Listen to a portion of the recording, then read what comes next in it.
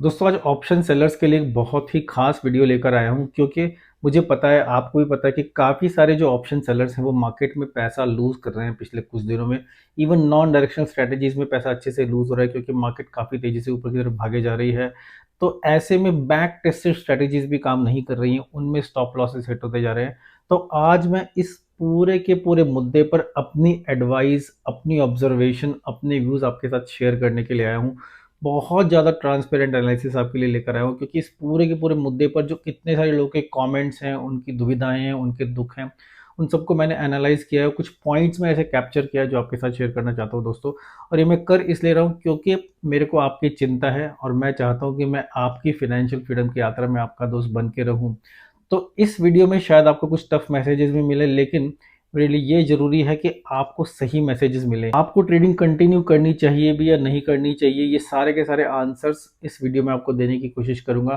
तो नमस्कार दोस्तों, मैं हूं अतुल जैन, आपकी फाइनेंशियल फ्रीडम की यात्रा में आपका दोस्त। एक और ऑप्शंस ट्रेडिंग का वीडियो लेकर आया हूं दोस्तों। ऑप्शन ट्रेडिंग से ज़्यादा ऑप्शन ट्रेडर्स का वीडियो है। अगर आप ऑप्शन ट्रेडर हो, खासकर अगर आप ऑप्शन सेलर हो, तो आज का वीडियो आपके लिए है क्योंकि इस वीडियो में आपको वो सब मिलेगा जो शायद कोई और नहीं बताता। दोस्तों बहुत यूनिक वीडियो है। और अगर आप ऑप्शन सेलर्स की एक व्हाट्सएप कम्युनिटी ज्वाइन करना चाहते हैं तो बिल्कुल फ्री कम्युनिटी है मेरी।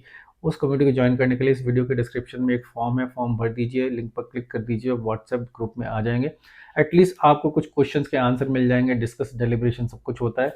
टिप्स मिलने के अलावा उस ग्रुप में सब हर वो चीज़ होती है जो कि एक नए ऑप्शन सेलर को चाहिए, जो कि एक एक्सपीरियंस ऑप्शन सेलर को चाहिए।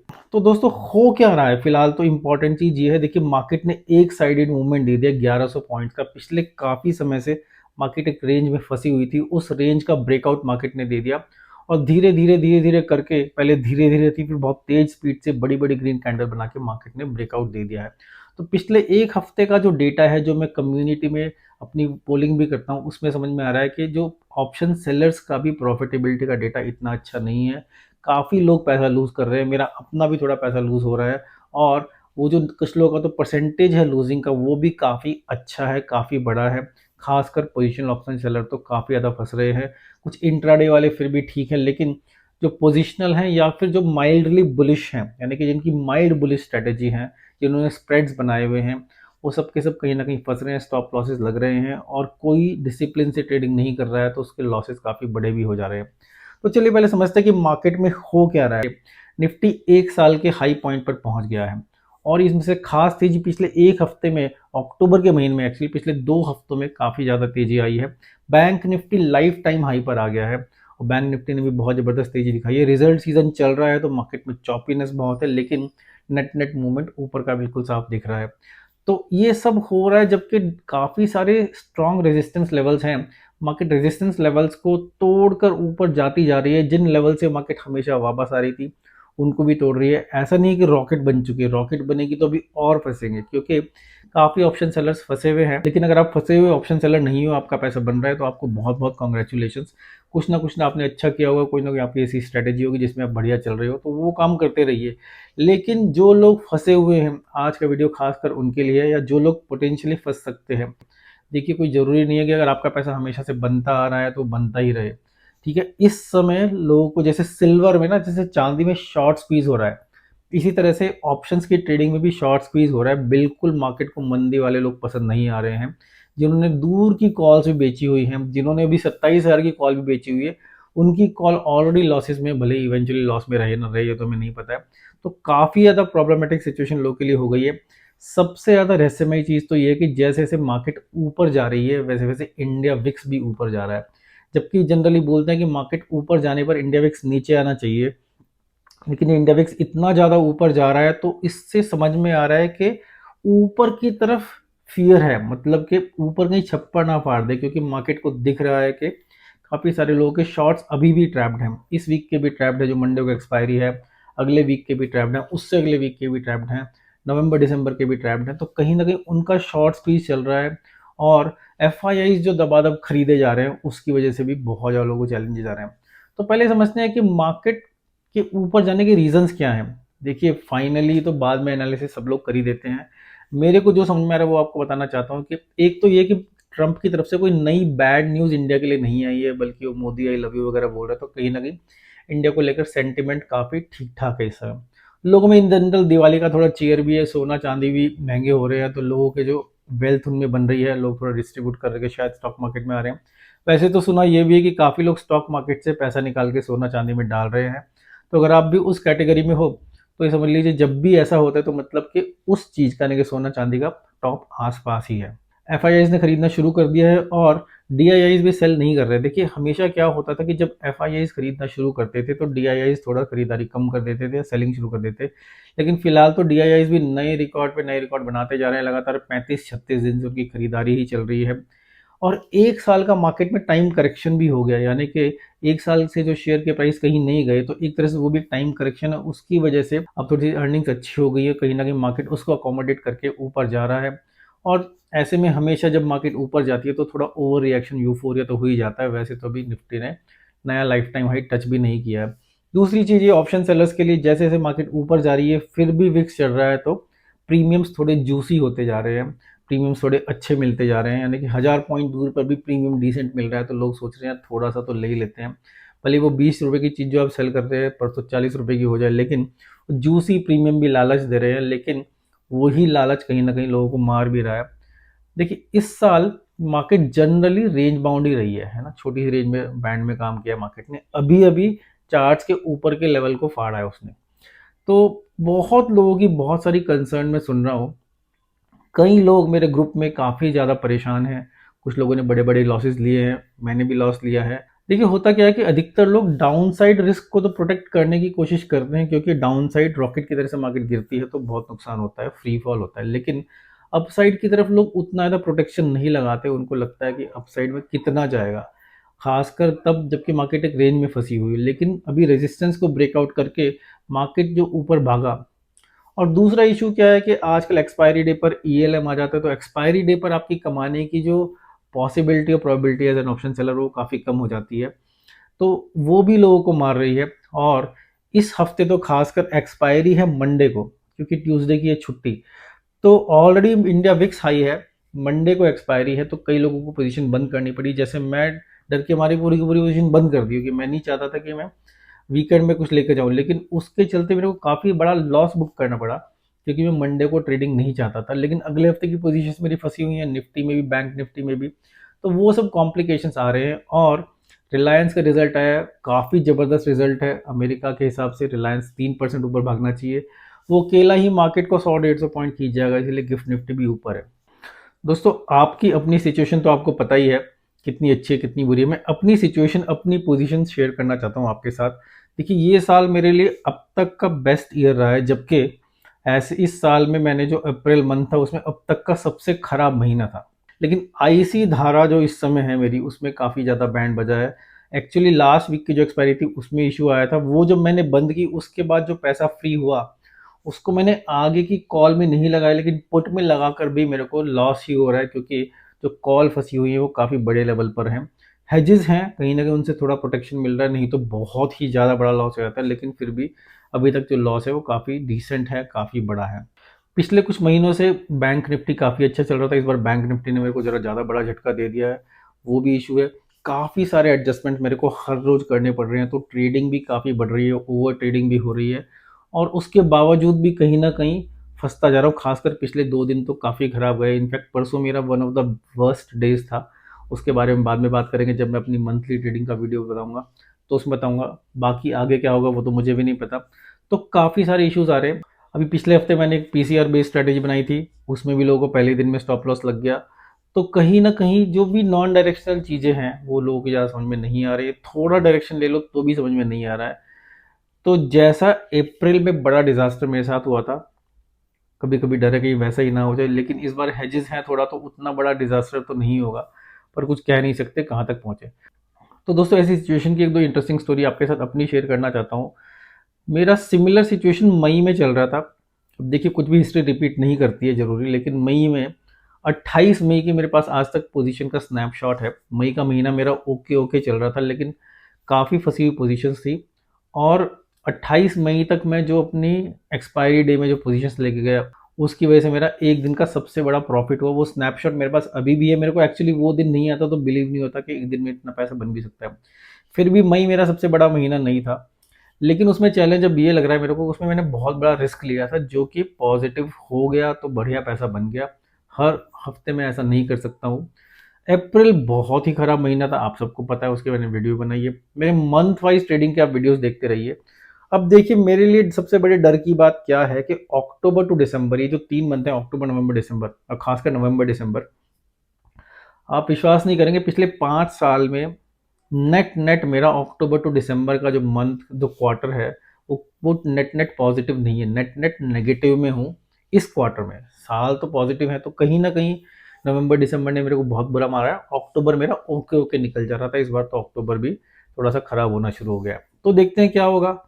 तो पिछले साल क्या हुआ कि पूरे साल जो कमाया था अक्टूबर टू दिसंबर, उसमें से काफ़ी कुछ निकल गया। ठीक है, वो तो पहले अच्छा कमाया था, इसलिए सही था। इस साल जैसा मैंने बोला कि सबसे अच्छा साल है मेरा, यानी कि जनवरी टू सितंबर अब तक के मेरे पिछले 5 साल में सबसे बेस्ट अर्निंग हो चुकी है। लेकिन अक्टूबर के महीने थोड़ा सा साइंस दे रहा है खराब। तो वो जो मेरी हिस्ट्री है वो भी मेरे दिमाग के साथ गेम खेल रही है। देखिए कई सारे साइकोलॉजी के फैक्टर्स होते हैं, वो गेम भी होते हैं। तो पिछले कुछ महीनों से मैंने बोला भी है कि मैं अक्टूबर नवंबर दिसंबर में मेरी एक्सपेक्टेशंस लो करने वाला हूँ। लेकिन जब इंसान फंसना शुरू होता है ना, तो कैसे वो पूरी की पूरी स्ट्रेटेजी उसकी सक इन कर लेती है, और दिखता है स्क्रीन में अरे यार ये प्रॉफिट तो बस आने ही वाला है, जरा सा आ जाएगा, अगले दिन आ जाएगा। लेकिन कहीं ना कहीं वो चैलेंजेस बढ़ते जा रहे हैं, इस बार तो खासकर इंडिया विक्स ने मारा हुआ है। तो दोस्तों ये है मेरी सिचुएशन, फिलहाल मैं फंसा हुआ हूँ डेफिनेटली। और कल का अगर बड़ा गैप अप हो गया तो मेरे को मंथ की पोजीशन में जरूर टेंशन देगा, वो बड़ी टेंशन देगा, क्योंकि ऑलरेडी मैं इन द मनी कॉल्स में बैठा हूँ, निफ्टी में, बैंक निफ्टी में, दोनों में। भले हेजेस बहुत ज़्यादा दूर नहीं है तो बहुत बड़ा लॉस शायद ना हो, लेकिन वो ही डर अब नीचे गिरने का भी, क्योंकि अभी अभी तो मार्केट 1000 पॉइंट चढ़ के आई है ऊपर, तो कुछ भी हो सकता है। आपकी सिचुएशन क्या है, ऑब्वियसली आप अपनी सिचुएशन को बेटर जानते हैं। अपनी सिचुएशन को आप असेस कीजिए, देखिए कि एवरेजेस क्या बोल रही है आपकी। इन जनरल केवल 1 वीक 2 वीक के खराब होने से, अच्छा होने से कुछ भी डिफाइन नहीं होता है। तो ये जो समय है, ये मार्केट को सीखने का भी बहुत अच्छा समय है। देखिए जब भी मार्केट आपसे कुछ छीनती है तो कुछ सिखा के तो जाती है, आप वाइजर बन जाते हो। तो थोड़ा एनालिसिस करने में अपना टाइम बिताइए, कि व्हाट इफ एनालिसिस कीजिए। थोड़ा सा आप ट्रैकर्स पे जाइए, ऑप्स्ट्रा वगैरह पे जाके, या फिर मॉक टेस्ट पे जाके देखिए कि आपकी स्ट्रेटजीज ऐसे में कैसे प्ले करेंगी। व्हाट इफ सिनेरियोज बनाना बहुत ज़रूरी है, उससे आप बाद में पैनिक नहीं करोगे। दोस्तों अगला बहुत इंपॉर्टेंट चैप्टर है फेथ और बिलीफ का, आस्था और विश्वास का। देखिए आपको अपने सिस्टम्स को काफ़ी स्ट्रांग बनाना पड़ेगा, अपने आप को स्ट्रांग बनाना पड़ेगा। क्योंकि अगर आप अपने सिस्टम पर बिलीव नहीं करेंगे तो आप स्ट्रैटेजी टू स्ट्रैटेजी कूदते रहेंगे। क्योंकि मैंने देखा काफ़ी लोग पूछ रहे हैं उन लोगों से कि भैया जिन लोगों ने आज पैसा बनाया उनकी क्या स्ट्रैटेजी थी। ऑब्वियसली आपको सीखना चाहिए, समझना चाहिए कि उन लोगों ने किस स्ट्रैटेजी से पैसा बनाया। लेकिन वो इंसान क्या बाकी दिन लॉस करता है, क्या उसके पास मल्टीपल स्ट्रैटेजीज है। जैसे मैंने पिछली वीडियो में भी बोला था कि मैं भी कोशिश कर रहा हूँ कि एक मल्टी स्ट्रैटेजी आर्सेनल लेके आऊँ, केवल एक स्ट्रैटेजी पे काम ना करूँ। उस पर मैं काम करने की कोशिश भी कर रहा हूँ, लेकिन मार्केट ने मेरे को सांस भी लेने का टाइम नहीं दिया, तो उस पर मैं काम कैसे करता। आपके लिए बहुत ज़्यादा जरूरी चीज़ है फेथ, आपकी आस्था। देखिए आस्था आपको बनाकर रखनी पड़ेगी, एसएल काम में आएगा। ठीक है, स्टॉप लॉस अगर आपने लगाया है या आपने हेजेस लगाई है तो कहीं ना कहीं तो वो काम में आएंगी, तो आपको अनलिमिटेड लॉस से वो बचाएंगी। थीटा भी एक दिन आपका काम में आएगा, लेकिन वो थीटा किस दिन काम में आएगा, थीटा के काम में आने तक क्या सब तक सब कुछ विध्वंस हो चुका होगा, ये चीज़ भी बहुत इंपॉर्टेंट देखने की है। लेकिन आपको जो विश्वास है, अगर आपने सोच समझकर कोई स्ट्रैटेजी बनाई है, उस पर काम कर रहे हैं, ट्राइड एंड टेस्टेड स्ट्रैटेजी है, तो थोड़े बहुत ही लॉसेस लेकर निकल भी सकते हैं आप। लेकिन अगर आपका विश्वास ही डगमगा गया तो फिर आप पैनिक करोगे, पैनिक करोगे तो ऐसे एडजस्टमेंट करोगे, ऐसे काम करोगे जो बहुत ही मुश्किल हो जाएंगे संभालना। जैसे मैंने अपनी नोटबुक में लिखा हुआ है, वो लिखा हुआ भी टेस्टिंग हो रही है। मैंने नोटबुक में लिखा हुआ है कि जब विक्स थोड़ा बढ़ा हुआ होता है, और ऐसा नहीं कि विक्स बहुत ज़्यादा बढ़ा है, इस समय विक्स थोड़ा बढ़ा हुआ है, लेकिन उस समय अगर आपने लॉसेस बुक कर लिए अपने, मान लीजिए आपका स्ट्रैडल बना हुआ है, थोड़ा इन्वर्टेड स्ट्रैडल बना हुआ है, वो सब आपने लॉसेस बढ़े हुए विक्स में बुक कर लिए, तो फिर आप कम विक्स में उसको नहीं कमा सकते। लेकिन अगर दिमाग में पैनिक चल रहा है तो आपको कुछ तो करना ही पड़ेगा, नहीं तो विश्वास रखिए इवेंचुअली।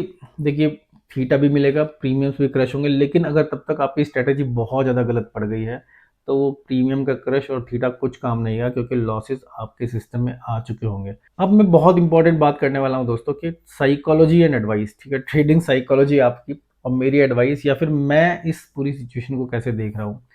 देखिए दोस्तों, बात बुरा मानने की नहीं है, लेकिन कहीं न कहीं हमारा जो या तो लालच है या फिर जो हमारी सेंस है पैसा बनाने की, फाइनली जैसे मैं हूँ, अब मैं इसको लालच बोलूँ या पैसा बनाने की सेंस बोलूँ, क्योंकि मैं तो अपना पूरा घर का खर्च भी स्टॉक मार्केट में ऑप्शन सेलिंग से ही चलाता हूँ।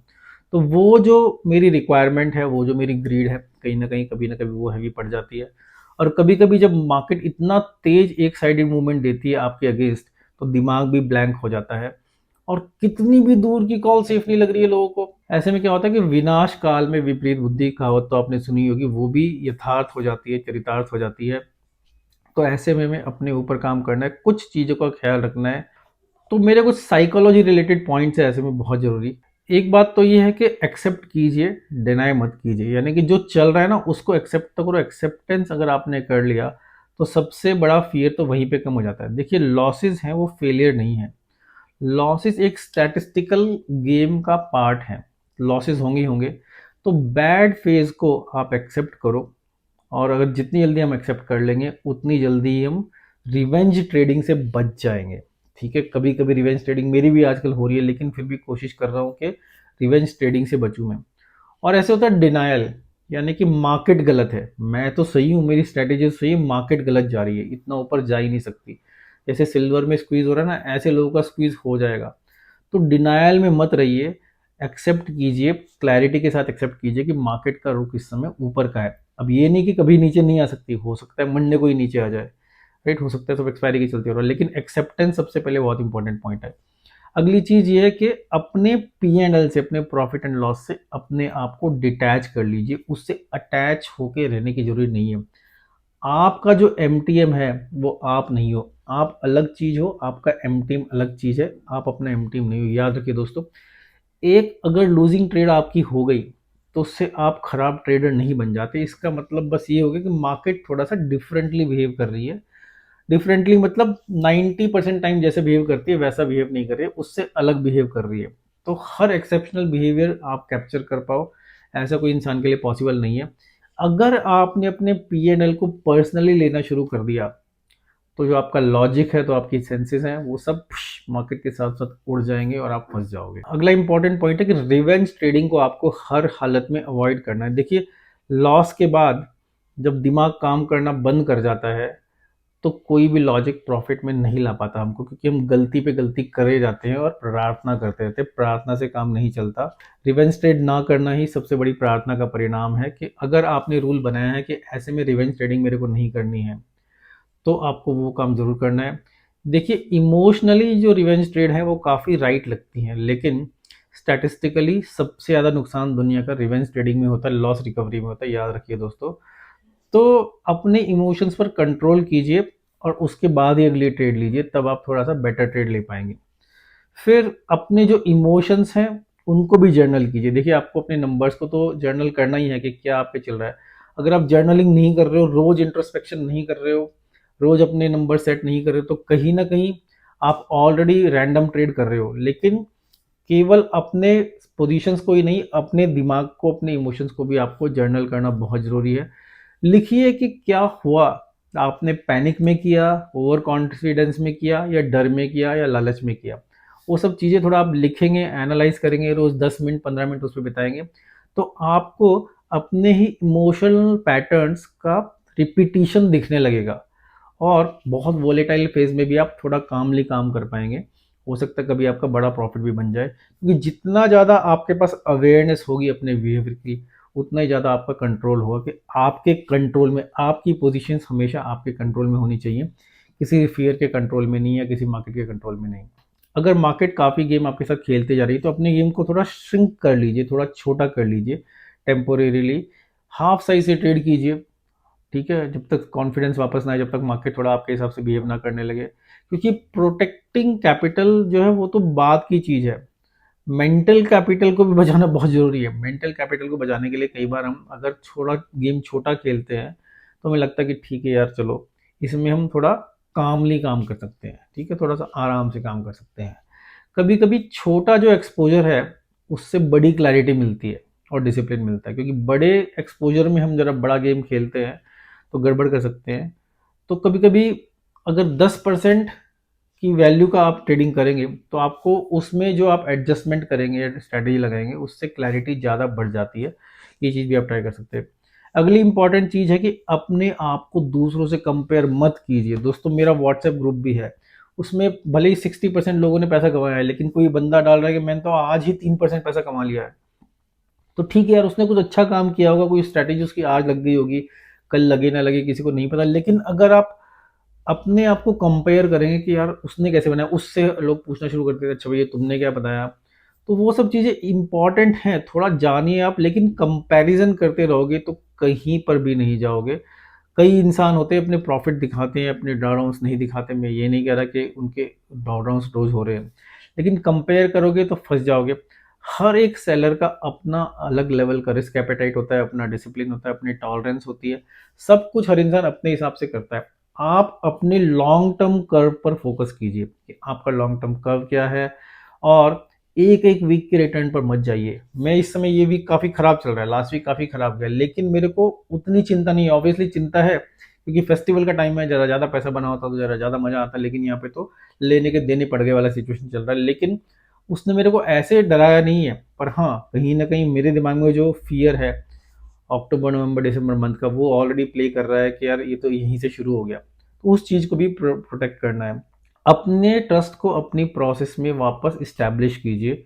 अगर आपकी प्रोसेस टेस्टेड है, आपने काफ़ी मेहनत से बनाई है, तो उसमें ट्रस्ट करना बहुत ज़रूरी है। क्योंकि अगर आपने अपनी प्रोसेस में अपनी स्ट्रैटेजी में ही ट्रस्ट लूज़ कर दिया तो उसी स्ट्रैटेजी में आपका पैसा ज़्यादा लूज़ होगा, और जो इंसान अपने प्रोसेस में ट्रस्ट करता है उसका पैसा कम लूज़ होगा, हो सकता है उसका प्रॉफिट भी हो जाए। तो कॉन्फिडेंस लूज़ करके तो आप कभी भी इस गेम में नहीं जीत सकते हैं।